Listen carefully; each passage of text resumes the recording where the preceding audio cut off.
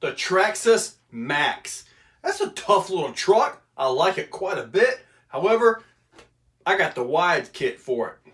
Oh yeah, we're going to get this put on this thing, take it outside and see how it does. Take a look.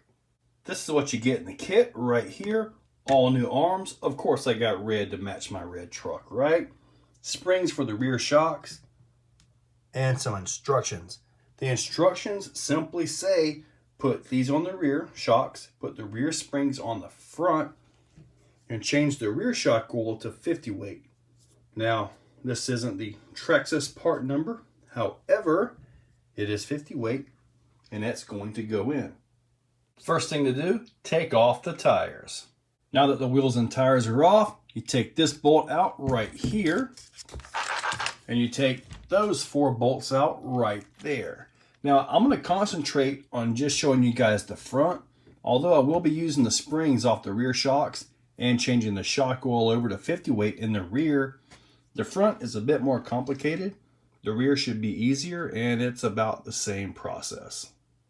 With the screws out, this pops up, give that a pull, and it comes right off. Now you have access to this right here, which you take that loose, this little metal piece on the backside comes loose, and then you can pretty much pull those arms right on off. Before we get to that, we're going to go ahead and remove the front shocks and the steering knuckles right out here, and go ahead and, get a little more done. With the shock out of the way, you can get to these bolts.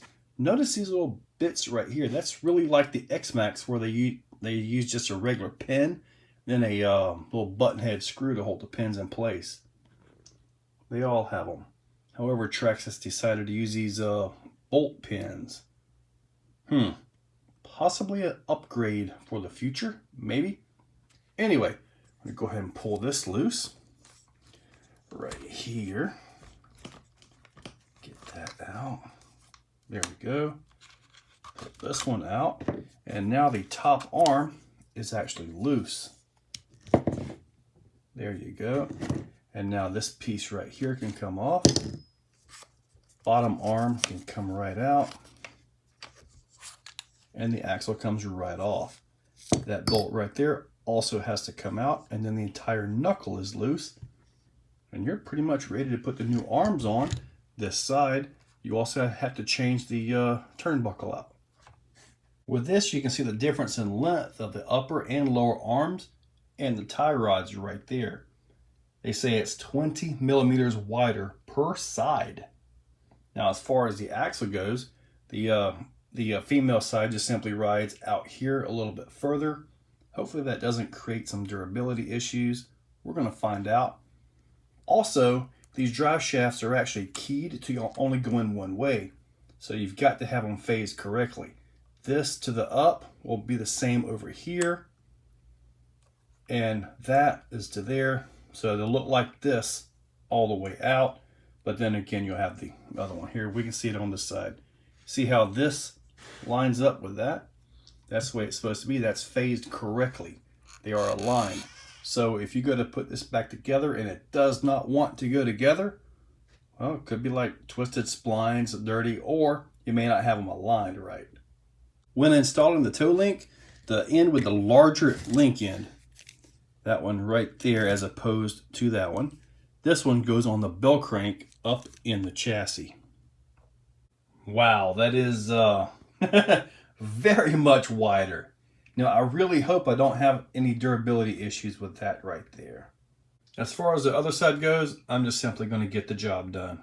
That was actually really easy, and everything fit together perfectly. Like I say, I just hope I don't have any durability issues with those. We're going to find out. Or change the shocks or the springs. Let's go ahead and take a look at the difference here.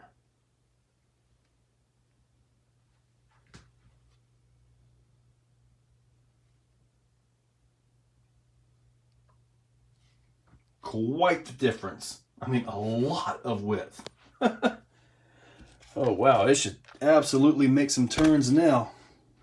The rear end is pretty much the same as the front, just no steering components. So I'm just simply going to get this part done. I've got the 50 weight in the rear shocks now. That one's done.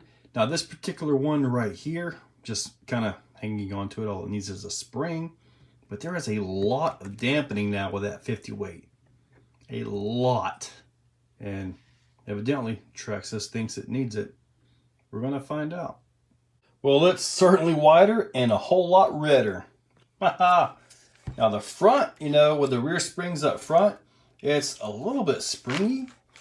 Maybe I'll end up changing the shock oil in the front to match the rear. Not sure. Now I do have the shocks on the outermost hole to give them the most effect with a longer arm. So you can move it to the inner hole and get a little more travel and a little less dampening and less spring. As in, you know, effectively, you're not actually changing the shock, but you're just changing some leverages and stuff like that. Now here's the back. That 50 weight adds a lot of dampening back there. A lot. And considering I'm going to be jumping this, possibly adding some more parts to it, maybe adding some weight. I'm more than likely going to be adding some thicker weight up front in the front shocks. Pretty much the biggest thing that I can tell the widening kit does is really helps it on stability in the turns. So let's go ahead and see what we can do here. There we go.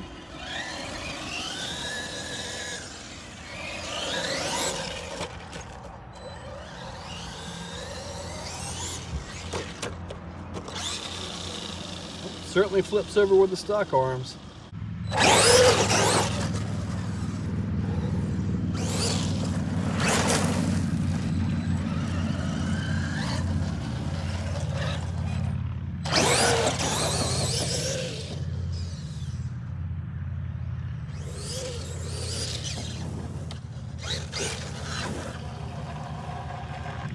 All right, got that wide kit on there. Let's see how it turns.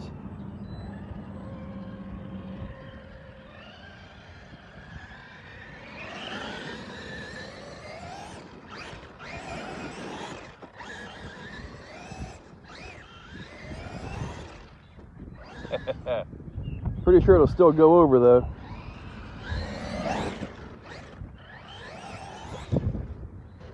But it is so much nicer.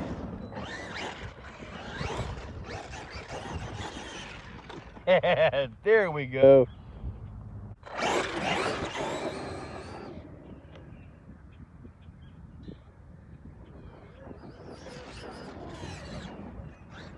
Certainly not afraid to turn it as much now. That's good.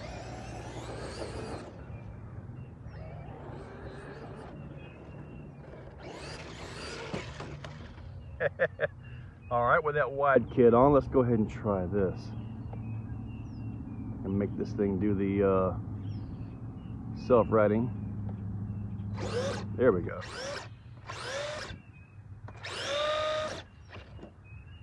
That's a beautiful thing.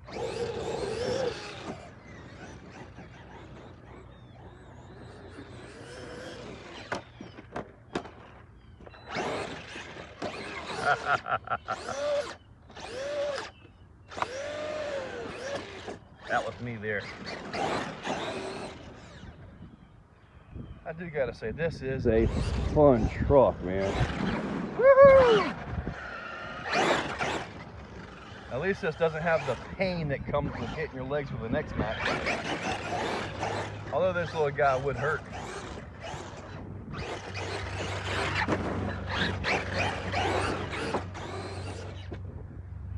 Beautiful. So much more stable.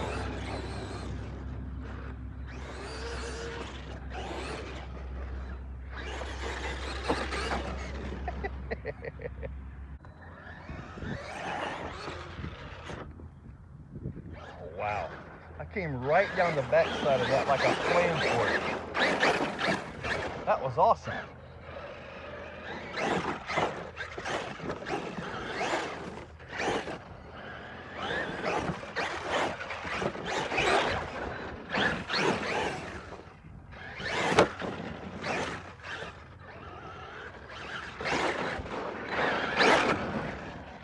One-handed kind of driving, man, I'm telling you.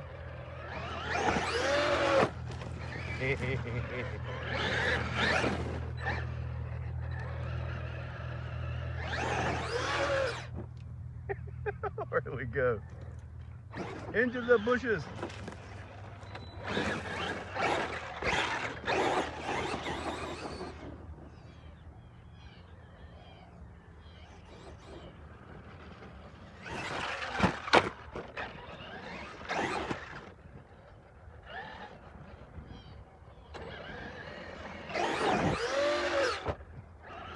I love how easily it backflips. I'm still on 4S. I don't really have a reason to even change it for 6S. Really? But then again, you never know.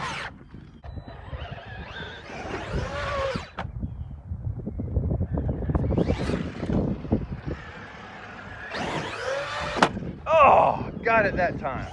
That was a hard smack.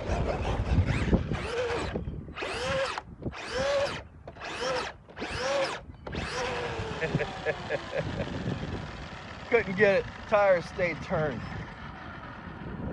Now I'll try it manually again. Beautiful.